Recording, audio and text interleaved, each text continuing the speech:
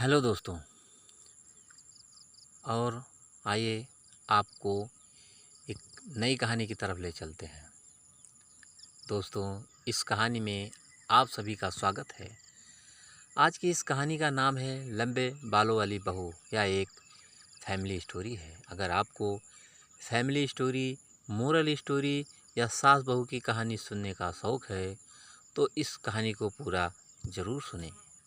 तो चलिए हम आप लोगों को कहानी की तरफ ले चलते हैं। झुमकी के बाल बहुत लंबे थे, ज़मीन पर लहराते थे।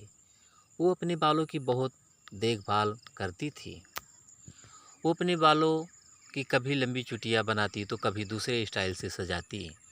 लेकिन शादी के बाद झुमकी की लंबी चुटिया उसके लिए मुसीबत बन गई। झुमकी चौखट पर बैठकर अपने बालों में तेल लगाकर चुटिया बना रही थी। जब वो खड़ी हुई तो उसकी चुटिया ज़मीन पर लहरा रही थी। झुमकी को अपने बाल बहुत पसंद थे। वो उन पर इतरा इतरा कर पूरे गांव में घूमा करती थी। उसकी लंबी चुटिया की चर्चा पूरे गांव में होती है। औरतें झुमकी से उसके लंबे बालों का राज पूछती रहती हैं। रीमा, झुमकी तेरे बाल इतने लंबे कैसे हुए? तू अपने बालों में क्या लगाती है? झुमकी, इतने लंबे बाल पाने के लिए बालों की बहुत सेवा करनी पड़ती है। मैं इनमें रोज़ तेल लगाती हूँ, इन्हें मुल्तानी मिट्टी से धोती हूँ, कभी शैम्पू नहीं लगाती। रीमा, अच्छा, तभी तेरे बाल बहुत सुंदर और इतने लंबे हैं। झुमकी को अपने लंबे बालों पर बहुत नाज था। धीरे धीरे दिन गुजर रहे थे। एक दिन उसे देखने के लिए लड़के वाले आए। उन्हें झुमकी की लंबी चोटी बहुत अच्छी लगी। लड़के की माँ, सीमा, लड़की के बाल तो बहुत लंबे हैं। मैंने आज तक किसी लड़की की इतनी लंबी चोटी नहीं देखी। हमें झुमकी बहुत पसंद है। झुमकी की माँ, सुजाता, बहन जी, झुमकी अपने बालों की बहुत सेवा करती है।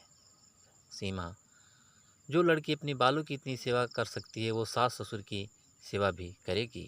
सुजाता, बिल्कुल करेगी बहन जी। सीमा, तो ठीक है, हमें ये रिश्ता मंजूर है। इस तरह झुमकी की शादी नरेश से तय हो गई जाती है। कुछ दिन बाद दोनों की शादी हो जाती है।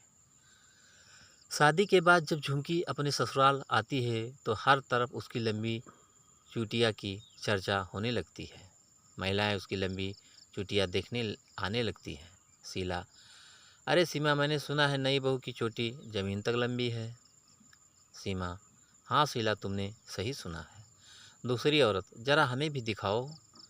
पूरे गांव में खबर फैल गई कि सीमा की बहू की चुटिया नागिन से लंबी है। शीला, सीमा, तेरे पूरे खानदान में तो क्या पूरे गांव में इतनी लंबी चुटिया किसी की नहीं है।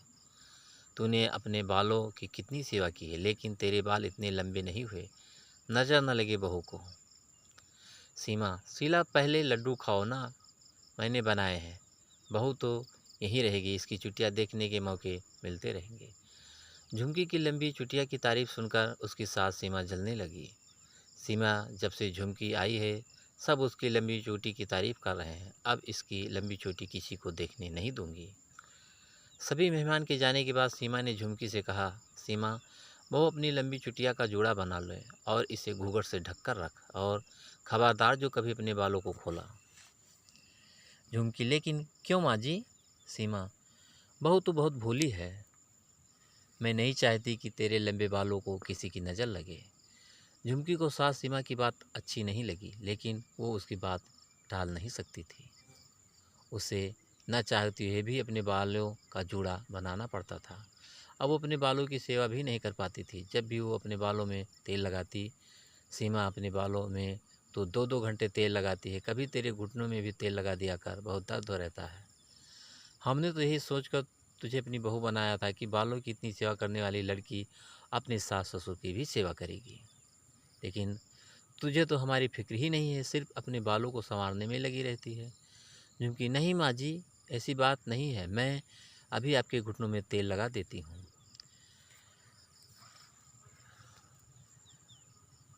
झुमकी अपने बालों को छोड़कर सास के घुटनों में तेल लगाने लगती है। उसके बाद वो घर के दूसरे काम में लग जाती है। इतने में वो अपने बालों का जूड़ा बनाना भूल जाती है और उसके बाल ज़मीन पर लहरा रहे होते हैं। झुमकी, रसोई में खाना बना रही थी कि सास सीमा ने देखा कि आस पड़ोस के लोग अपने अपने घरों से झांक कर झुमकी के बाल देख रहे थे। यह देखकर सीमा से रहा नहीं गया और झुमकी के पास आई और उसे डांटते हुए बोली, सीमा बहू, तूने कितनी बार कहा है कि अपने लंबे बालों को जूड़ा बनाकर उन्हें घूंघट से ढक कर रखा कर, लेकिन तुझे समझ नहीं आता। झुमकी, गलती हो गई माँ जी, मैं भूल गई थी, अभी अपने बालों का जूड़ा बनाती हूँ। ऐसा कहकर झुमकी ने फौरन अपने बालों का जूड़ा बनाया और उन्हें घूंघट से ढक लिया। जब कभी भी अपने बालों को धोती तो सीमा उसे छत पर बाल सुखाने भी नहीं देती। सीमा बहू, तू छत पर क्या कर रही है? झुमकी, माँ जी, आज मैंने बाल धोए, उन्हें सुखा रही हूँ। सीमा, जल्दी से घर के अंदर आ जा। झुमकी छत से उतरकर घर के अंदर आती है। झुमकी, क्या बात है माँ जी? सीमा, बहू, तू बाल सुखाने छत पर नहीं जाएगी, आज से तू अपने बाल कमरे में ही सुखाएगी। झुमकी, लेकिन माँ जी, इतने लंबे बाल कमरे में कैसे सूखेंगे? सीमा, मुझे कुछ नहीं पता, इन्हें जल्दी से सुखाकर जूड़ा बना ले। झुमकी के बाल पूरी तरह नहीं सूखे थे, वे गीले बालों का ही जूड़ा बना लेती है। झुमकी मन ही मन सोचती है, शादी से पहले कितनी आज़ादी थी, मैं अपने बालों का लहराते हुए छत सुखाती थी, इसकी स्टाइल बनाती थी, कितने सुंदर लगते थे मेरे बाल, और अब वो इनका जूड़ा बनाने के अलावा कुछ नहीं कर सकती। इतने लंबे बालों का जूड़ा बनाने से मेरा सिर भी भारी हो जाता है, जब इन्हें जूड़े और घूंघट में ही रखना है तो इतने लंबे बालों का क्या फ़ायदा। मैं इन्हें काट कर छोटा कर दूंगी, तभी माँ जी को चैन मिलेगा। कुछ ही दिनों में मैंने अपने लंबे बाल काट दूंगी। ऐसा सोचकर वो उदास हो जाती है। दिन बीत रहे थे और वो रोज़ अपने लंबे बालों के साथ एक सेल्फी लेती, ये सोचकर कि एक दिन इन्हें कट ही जाना है। तभी मौसम ने करवट ली और बारिश का महीना शुरू हो गया। सावन की पहली बरसात हो रही थी। उस दिन घर में कोई नहीं था। झुमकी अपनी लंबी चुटिया खोलकर बारिश में नहा रही थी। बारिश में नहाने के बाद वो अपने कमरे में जाकर रोने लगती है और कैंची लेकर अपने बाल काटने जा ही रही थी कि तभी अचानक बहुत ज़ोर ज़ोर से बिजली चमकने लगती है और बादल गरजने लगते हैं। डर के मारे झुमकी के हाथ से कैंची छूटकर गिर जाती है।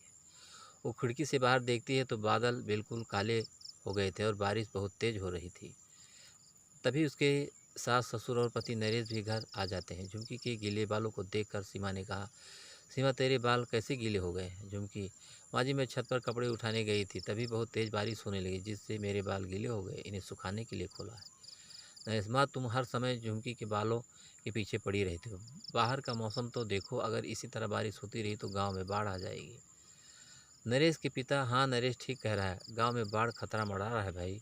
क्योंकि आप लोग चिंता मत कीजिए, अगर बाढ़ आ गई तो हम उसमें बचने का कोई ना कोई उपाय जरूर ढूंढ लेंगे। सीमा, तू तो सबसे पहले अपने बालों को बचाएगी। झुमकी, नहीं माँ जी, मैं बहुत जल्द अपने बालों को काट कर छोटा कर दूंगी। सब लोग बातें कर रहे थे, इतने में बारिश तेज हो गई। नरेश के पिता, बारिश तो रुकने का नाम ही नहीं ले रही है, बहू तो अपने बालों को जो है बचा कर रखना, अच्छा है कहीं इसमें बरसाती कीड़े न घुस जाएं। झुमकी, ठीक है बाबूजी। उस टाइम बारिश होती है, यहाँ तक कि दूसरे दिन भी बारिश लगातार होती रहती है। 3 दिन बीत जाने के बाद भी बारिश रुकी नहीं और गांव में बाढ़ आ गई।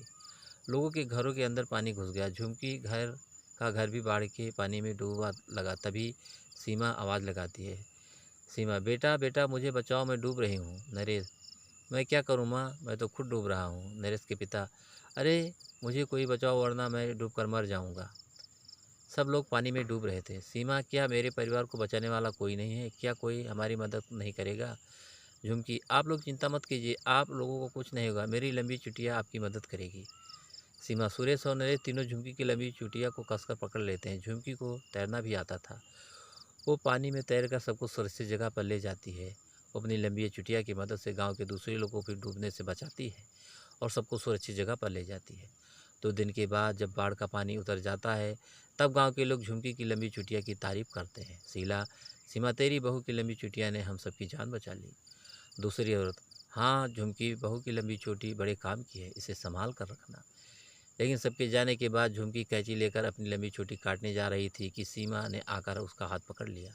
सीमा, नहीं बहू, तू अपनी लंबी चोटी नहीं काटेगी। झुमकी, लेकिन माँ जी, मैं इस लंबी चोटी को रखकर भी क्या करूँगी, मैं तो इसे खोल नहीं सकती, ना इसकी सेवा कर सकती हूँ। गीले बालों में ही जूड़ा बनाना पड़ता है और घूंघट में छिपा कर रखना पड़ता है। सीमा, बहू, आज के बाद तुझे इन्हें घूंघट में छिपाने की ज़रूरत नहीं, तू इनकी खूब सेवा कर और सुंदर सुंदर स्टाइल भी बना, अब जूड़ा बनाने की कोई ज़रूरत नहीं। सास की बात झुमकी के कानों में शहद की तरह लग रही थी।